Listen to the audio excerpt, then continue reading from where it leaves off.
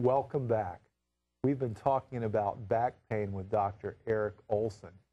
I've always been interested in back pain and nerves, and I just think it's very fascinating how you can get things back to the way God aligned it. It makes perfect sense. You know, if you get the way God created us, things are just going to work better.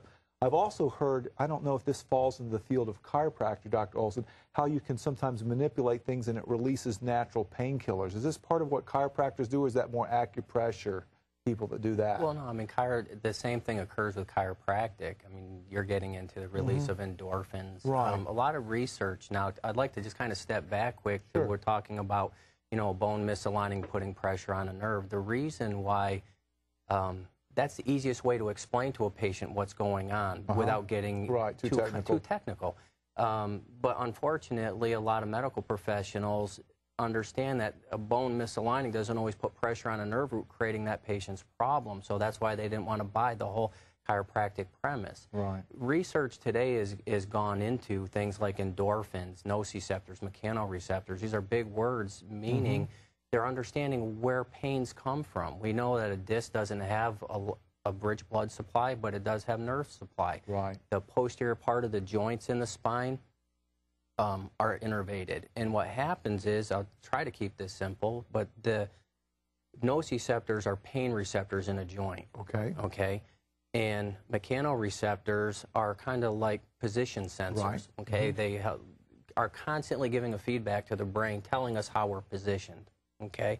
So if a secretary is talking on the phone all day long and she happens to be doing this, when they come into my office, one of the important things I like to check posture. Okay. Okay. A lot of physicians don't look at posture ever, and posture is a quick indicator as to something going on spinally. Look at the level of the shoulders, how the head is positioned, and all that. But if she's doing this for 30 years, talking on the phone, keying on a computer, and she comes in and her head's positioned this way, what happens is over that time, those mechanoreceptors have been stimulated, send a message to the brain saying this is normal. Okay. Until at some point in time she hits her threshold. Okay. Everybody has a different threshold, and all of a sudden they have pain. Okay. All we're doing chiropractically is trying to take and bring the head to a normal upright posture, but when we're adjusting the spine, what we're doing is stimulating those mechanoreceptors. Okay. Sends a message to the brain, comes back down, overrides the nociception, and then tells the surrounding muscles to relax. Okay. So when those muscles begin to relax, then you don't have that pull, the head comes upright, and the pain goes away. So there are, I mean, when you get rid of pain, we know it changes body chemistry as well. Right. There's so many ways to change your chemistry, and a lot of people think that you just have to take a medicine or get a shot. Right. That's not always true. Right. You know, proper nutrition, proper alignments, proper, you know, just touch is very therapeutic. Correct. Let's move to our next question. This gentleman says, I have back pain, and my physician said that going to a chiropractor would make it worse. Is this true? This guy's back pain, went to his doctor, says going to chiropractor. You know, after what I've heard, I would say I would try to find a new physician if he was that narrow-minded. Well, I guess in trying to give the physician the benefit of the doubt, it would depend on how severe his problem is. I mean, if the man had a ruptured disc, well, yeah, clinically speaking, chiropractically, you can't do a whole lot with a disc that's blown out and fragmented that requires surgical intervention. But a chiropractor would recognize that, right? Sure. But if a disc is contained or it's just like facet joint kind of pain, all I would tell you is please don't believe everything that you're told. My orthopedist, I never told him I was going to a chiropractor because I was afraid to. And when I told him I was going to a chiropractor, he came unglued, told me the same exact thing that you were told, and I was kind of offended by it because the chiropractor is the one that helped me and got me back in the gym, and he was going off on chiropractors, and it really, everything he was saying just wasn't true. Well, you know, there's many ways to heal, and that's what we want to do is give people information about all the healers that are out there, and everyone has something good to bring to the table. Sure. And God heals through many different people. Some people don't even have to have degrees to be healers, but we want to have some strong scientific information. Let's move to the next question here. This is going to be an easy one. How many people in America suffer from back pain? Let me guess, 10 million? More. Actually, statistically, I think it's around 31 million people have back pain, but they said 80% of the population will experience back pain at some point in their life. And, you know, when I had done some research on this, and you can see statistically, I said yearly we spend, or, you know, our country spends somewhere between 30 to 50 billion dollars in the treatment of back pain. You know, next to the common cold, it's the second most common reason why somebody will go to a primary care physician. So, you know, it's a big problem, and most people that are watching are going to experience back pain at some point in their life. So, you know, trying to come up with options and how you want to go about it is well, why do you think we have this much back pain in America? You think it's stress? You think it's the way we carry our bodies? I think it's a lot of things. You know, at least in America, we're a fast-paced society. Most people aren't exercising. Most people aren't eating correctly. Smoking, we know, has a major effect on starving our tissue of oxygen that can create pains. And I try to encourage my patients that smoke to stop because it will help the healing process. You know, there are lots of reasons. Unfortunately, what I found was discouraging when I got into the profession was that nobody's ever told that they need to have their spine checked or examined periodically, the way you would tell somebody you need to have your blood pressure checked once in a while, or you got to have maintenance work done on your car. I mean, everything that our body needs a certain amount of maintenance if we want it to function and work correctly. And that really makes perfect sense. And that leads into our next question: is how does a chiropractor's treatment of back pain differ from traditional medicine? How does care that you would do differ from traditional medicine? Well, and I think we've touched on some of these. Sure. I mean, traditional medicine, they're going to prescribe. They're going to prescribe you something to deal with either the pain or the inflammation. Chiropractors don't prescribe. We don't do that. Like I said, we look to the spine and we look for the origin of the problem, and we try to correct it and reduce the inflammation and the irritation that way. And then now, if you see something that needs to be surgically fixed, and sometimes you do, you send it back to the appropriate person, right? Oh, most definitely, yeah. And in the past, I mean, I've worked with, I've had, you know, lots of medical doctors as patients. I've worked with two in the past, so you have to have balance. That's all I want to stress is you have to have balance in life. You know, I mean, everybody can work hand in hand, and if they would, you get a whole lot more people better. Chiropractors can't help everybody. Medicine can't help everybody, but I think if everyone worked together, we could get a lot more people well. Okay. Now, here's an interesting question. You know, we've talked about adjustments and how we try to get the joints, you know, lined up. But is it safe to be adjusted during pregnancy? Oh, yeah. Yeah. Okay. That's something that I wish more people did know. I mean, pregnancy is probably one of the biggest things in a woman's life. And unfortunately, if they start developing back problems because they get anterior weight bearing and they're putting abnormal pressure on their joints, they can't take medication. So a lot of them, what's supposed to be a happy time of their life becomes a miserable time because they develop back pain and sciatica. And through either instrument adjusting, like I said, or through, you know, manipulation, you can get in there, restore motion to those joints, relieve the pressure, and bring relief to them without having to, you know, take medication. Okay. This next question is interested, and when we talk about this as sort of as prevention, you'll have someone look at your joints. This person asks, what is the youngest age that someone could start seeing a chiropractor, the youngest age? Oh, this is the controversial one. Okay. And this is where it's very important to understand how an infant's being adjusted. I mean, my children have been adjusted since they were born. And I've had parents bring infants into my office.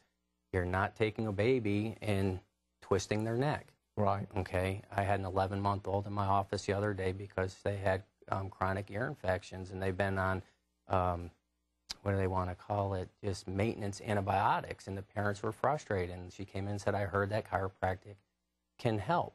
And what's important to understand is I'm not treating ear infections in my office. I don't treat that infant any different than I would you if you came in my office. This baby had a lateral flexion problem, which inhibited the eustachian tube's ability to drain. Right. And all I did is just brought the baby's head upright, took that little instrument, just tapped here and at the top part of the neck, and all we're doing is trying to change the posture, change the muscle tone, and allow the eustachian tube to drain properly. I adjusted the infant 3 times, and then the mom came in and said that, you know, he's not pulling on his ear anymore, and he's sleeping through the night. So I'm thankful for that. Right. I'm not healing ear infections. All I'm doing is getting us back to the way we're designed. Back to the way we're designed, correct. Well, you know, you know, we've seen that over and over, when whatever stresses our systems, whether it be poor posture or stress or eating poorly or not sleeping well, any stress sort of takes us away from the way God designed us. Sure. And when we're moved away from the owner's manual, guess what happens? All these problems. Sure. It sounds like what we're trying to do is get us back to the owner's manual. Correct. Now, how do you use, do you ever talk about the spiritual side with your patients? Is that something that happens on a regular basis, or do people bring it up? Because I know, you know, when you talk about physical healing, there's so much spiritual with that, because some people you can't heal physically. You know, things are too, quote, messed up. And then, you know, spiritual healing seems the next place to go. Sure, sure.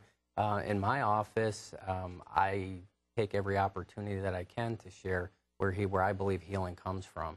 And, you know, I'm not ashamed to share Christ in my office. And I tell my patients that I will be praying for them, because I do. In the morning, I pray that the Lord would anoint my hands in His service every day before I go to work. And I pray for my patients, especially the ones that are really difficult. Because, you know, some patients come in and it's just kind of like a no-brainer. You go through it, you adjust them, and they're out the door. And then you have other ones that have really complicated cases. And, you know, I'm always praying for miracles. Okay. Now, this is a good question. Is there any real dangers while being adjusted, health dangers? For instance, this person asks, is there danger of having a stroke? What are the dangers of having an adjustment where you get the nerve? And it sounds like there's so many different ways you can sort of choose which way to be adjusted to limit any danger. Sure. And I'm glad you brought that one up. Statistically, what's published statistically, I've seen two different figures. One was it said your chance of having a stroke from a cervical manipulation, which is a rotational manipulation, is 1 in a million. The other one was 1 or 2 in 4 million. Okay, that is published statistics. And that's up here. Yes. Manipulating, not down. Not here. From here down, there's nothing. From here up was the concern from the rotational components in the upper cervical spine.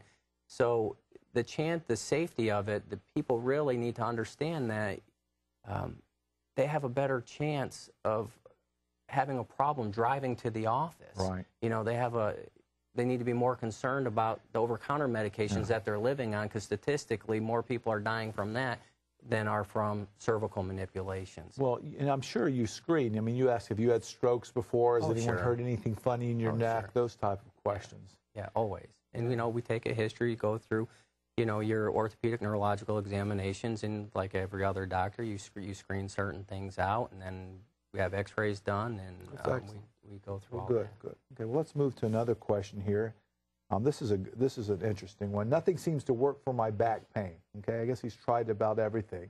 He says, I now take steroids injections. Anything new on the horizon? I guess, as you know, we've talked about, is anything new out there? You know, and when you think about chronic pain, you know, we've thought about what you've talked about today, trying to fix the structural abnormalities. Right. We've talked about, you know, some people get injections, some people need surgery, some people, you know, need pain medications, because chronic pain is not good for the body. Correct. Anything else that you've heard out there that's being used to treat, especially chronic low back pain, which is so prevalent in our society?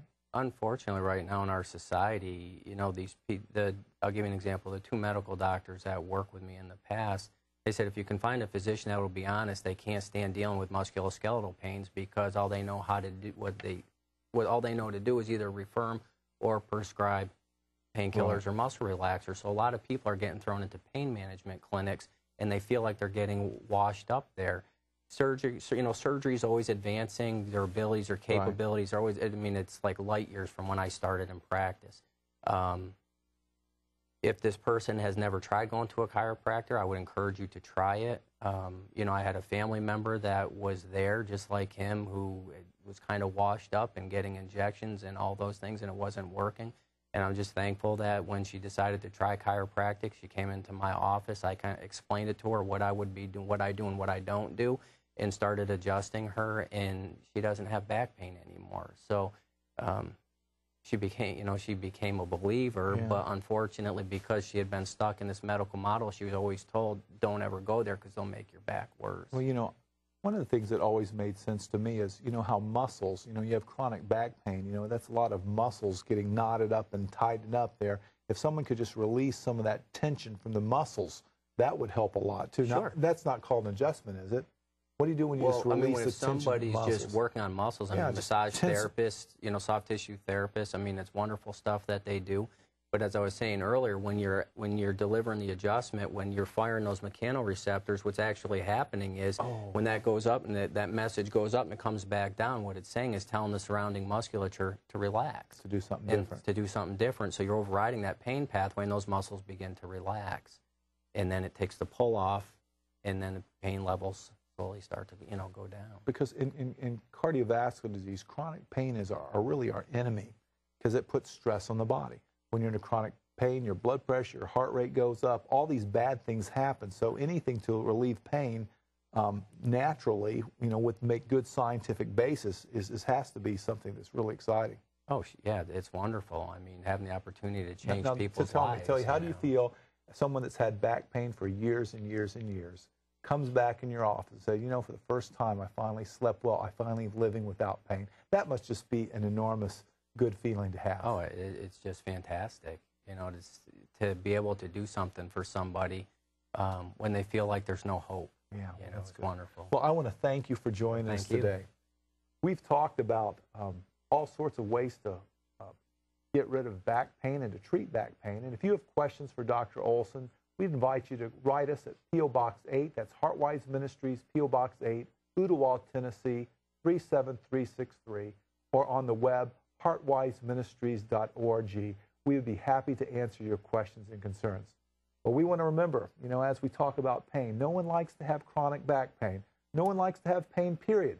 There's lots of ways that God uses different ways to healing. He uses modern medicine. He uses chiropractors. He uses nutrition. There are many ways. And as we get in the Word and study how we were originally designed, God is going to lead us to be healing. And remember, if we're not healed on this earth, God's always planned to heal us someday in heaven.